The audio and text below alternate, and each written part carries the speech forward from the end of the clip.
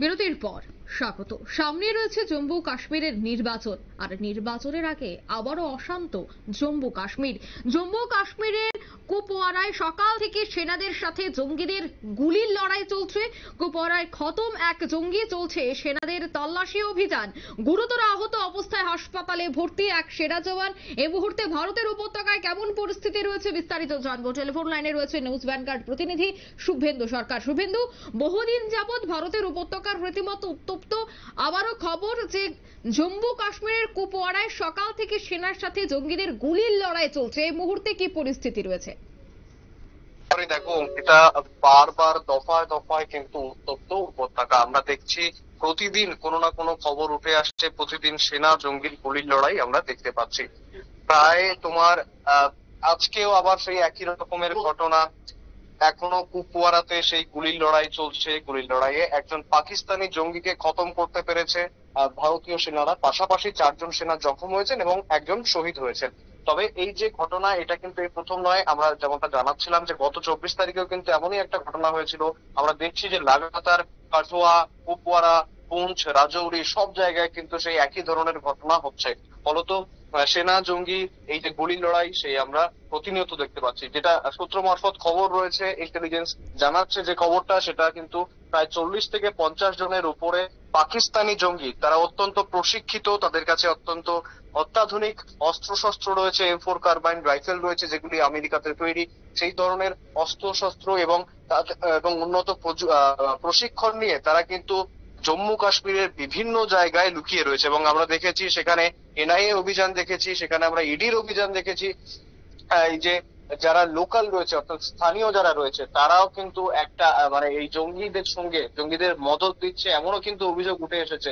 ফলত এরকম দুজনকে গ্রেফতারও করা হয়েছে, সেই খবরও আমরা দেখিয়েছিলাম। তবে বর্তমানে যে অবস্থা, কুপওয়ারাতে কিন্তু সেই সেনা জঙ্গির গুলির লড়াই চলছে। এবং সেই গুলির লড়াইয়ে যেমনটা জানাচ্ছিলাম, আবারও একবার জানাবো যে একজন নিহত হয়েছে, একজন জঙ্গি, পাশাপাশি একজন শহীদ হয়েছেন, একজন জওয়ান, এবং 4জন কিন্তু আহত অবস্থায় রয়েছে। এবং আরো কোথায় কোথায় জঙ্গিরা লুকিয়ে রয়েছে সেই খোঁজ কিন্তু চালিয়ে যাচ্ছে সেনাবাহিনী। অভিযান চলছে, তল্লাশি চলছে। পাশাপাশি বিভিন্ন জায়গায় যখনই এরকম মুখোমুখি হচ্ছে, জঙ্গিদের মুখোমুখি হচ্ছে, তখনই কিন্তু এরকম ওপেন ফায়ার হচ্ছে। অঙ্কিতা, একদমই। প্রতিনিয়ত এই যে জঙ্গি হামলা এবং সেনাদের সাথে জঙ্গিদের গুলির লড়াই চলছে প্রতিনিয়ত, সে সমস্ত বিষয়কে কেন্দ্র করে একেবারে সীমান্তবর্তী এলাকায় ভারতীয় বসবাসকারী যারা রয়েছে তাদের জনজীবন কতটা বিপর্যস্ত হচ্ছে? একবারে দেখো, সেটা নিয়ে কিন্তু বরাবরই প্রশ্ন থাকে।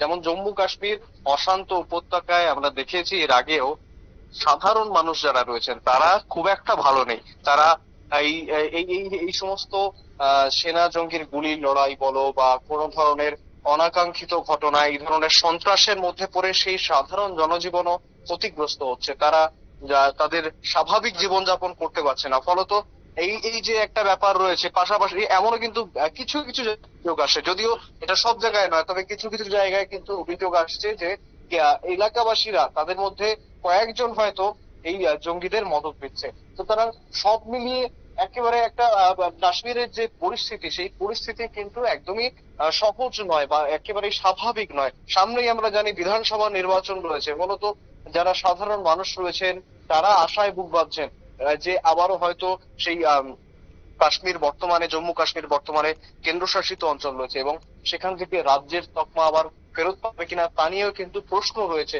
এবং এই সামনে যে বিধানসভা নির্বাচন রয়েছে, সেই নির্বাচনটাকে যথেষ্ট তাৎপর্যপূর্ণ মনে করছেন স্থানীয়রা। তবে তার আগে এই ধরনের সন্ত্রাসবাদ, এটাকে এই যে এবং সেই সন্ত্রাসবাদের সঙ্গে পাক যোগ এবং অত্যাধুনিক অস্ত্রশস্ত্র জঙ্গিদের কাছে রয়েছে, এটার ফলে কেন্দ্র যথেষ্ট চিন্তিত।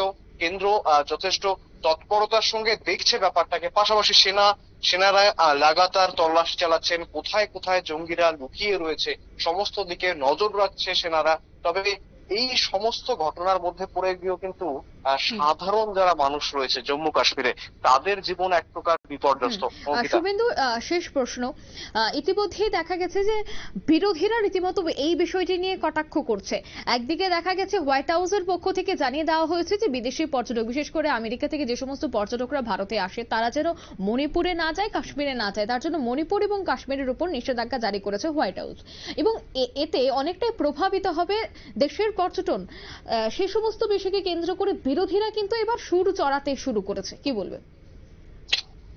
দেখো অঙ্কিতা, এই ধরনের সন্ত্রাসবাদ যখনই আমরা দেখেছি তখনই যারা শাসক বিরোধী সেই দুই পক্ষের লড়াই, রাজনৈতিক চাপানুতোর সবসময় দেখা যায়। ফলত এটাই স্বাভাবিক যখন যারা শাসক রয়েছেন তাদের বিরুদ্ধে সুর চড়াবেন বিরোধীরা, এবং যারা শাসক যারা বিরোধীতে রয়েছেন তাদেরও কিন্তু ছাড়বেন না শাসকরা। এই যে রাজনৈতিক চাপানুতোর এ কিন্তু বর্তমান। পাশাপাশি আমেরিকার যে প্রসঙ্গটা তুমি তুললে সেই প্রসঙ্গে কিন্তু বলা যায় যে আমেরিকার এটা সম্পূর্ণ তাদের দেশের ব্যাপার, তারা তাদের নাগরিকের নিরাপত্তার কথা ভেবে সেই ব্যাপারটা জারি করেছেন, সেই নিয়ে আমাদের বিশেষ কিছু বলার নেই। তবে পাশাপাশি যে ঘটনাগুলো বা যে সমস্ত জিনিসগুলো দেখা যাচ্ছে যে পাকিস্তানি যে সমস্ত জঙ্গি রয়েছে তাদের কাছে যে অস্ত্র শস্ত্রগুলো পাওয়া যাচ্ছে সেগুলো কিন্তু আমেরিকাতেই তৈরি। সেগুলো আমেরিকার M4 কার্বাইন রাইফেল, এই যে এই অত্যাধুনিক অস্ত্র শস্ত্রগুলো সেগুলো জঙ্গিদের কাছে কিভাবে আসলো? আমেরিকান তৈরি অত্যাধুনিক অস্ত্র শস্ত্র সেগুলো কিভাবে আসলো? উড়পথে কি তাহলে এইটা নিয়ে কিন্তু একটা বিস্তর প্রশ্ন থেকে যাচ্ছে অঙ্কিতা। সুতরাং এই যে গোটা ব্যাপারটা, এটা নিয়ে দিল্লি নজর রাখছে, গোয়েন্দারা নজর রাখছেন, তারা খোঁজার চেষ্টা করছেন আসল রহস্যগুলো কোথায়। তবে এই ব্যাপারে জানাবো যে আমাদের সরকার কিন্তু যথেষ্ট তৎপরতার সঙ্গে গোটা বিষয়টা দেখছেন।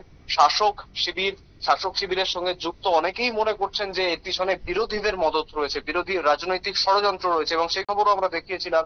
রাজ্য বিজেপির নেতৃত্ব তেমনটাই মনে করে যে এর পিছনে বিরোধীদের মদত রয়েছে। ফলত এবার এই যে বিরোধীরাও কিন্তু জানাচ্ছে যে না, শাসক দলের ব্যর্থতা খুঁজছে। সুতরাং এই যে রাজনৈতিক চাপানোতর এই কিন্তু চলতে থাকবে। তবে তার মধ্যে আমাদের যেটা দেখার, যে এতগুলো কুল ফাঁকা হয়ে যাচ্ছে, এতগুলো জওয়ান শহীদ হচ্ছেন দিনের পর দিন, এই জঙ্গি আক্রমণ বা সন্ত্রাসবাদ বাড়ছে। আমরা সেই স্ট্যাটিস্টিক্সও তুলে ধরেছিলাম যে চলতি বছরের প্রথম থেকে এ পর্যন্ত প্রায় 16-17টার উপরে জঙ্গি হানা বা জঙ্গি আক্রমণ হয়েছে, যার মধ্যে জুন জুলাই মাসে সবচেয়ে বেশি হয়েছে জঙ্গি আক্রমণ।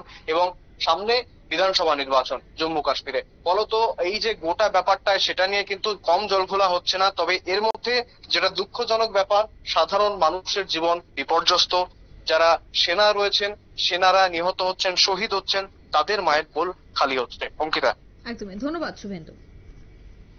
অর্থাৎ কুপওয়ারায় এই মুহূর্তে রীতিমতো উত্তপ্ত পরিস্থিতি, গুরুতর আহত অবস্থায় হাসপাতালে চিকিৎসাধীন রয়েছেন এক জওয়ান। এক জঙ্গিকে নিকেশ করতে এই মুহূর্তে সক্ষম হয়েছে ভারতীয় সেনারা। আগামী দিনেও চিরুনি তল্লাশি সহ কিভাবে কঠোর হাতে জঙ্গিদের দমন করা যায় তার জন্য দেশের সেনারা কিন্তু প্রস্তুত রয়েছে। নিয়ে নিচ্ছে ছোট্ট একটি বিজ্ঞাপন বিরতি, সঙ্গে থাকুন।